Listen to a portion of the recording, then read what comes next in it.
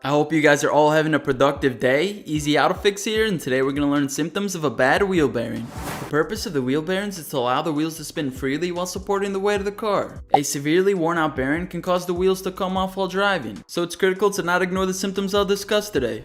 The first symptom you could be experiencing with your car is hearing noises when driving. You could hear growling, rumbling, or humming sounds, and they will typically get louder as you increase speed. The sound will be coming from the wheel that has the defective wheel bearing. The way you can figure out which bearing is affected is by driving and turning the wheel at the same time.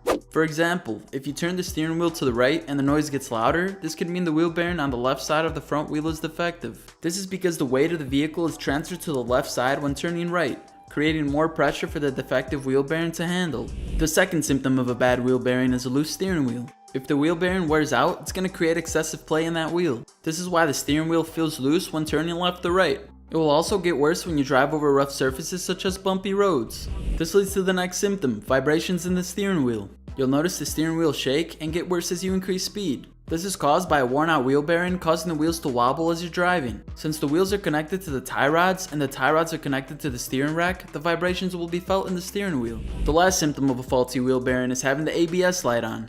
This occurs in some vehicles because the ABS sensor is attached to the wheel hub assembly, which houses the wheel bearings. When the bearings go out, it can cause the ABS light to come on. Now, if you guys need step-by-step instructions on how to replace the wheel bearing for your exact car, I'll leave an excellent repair manual in the description below.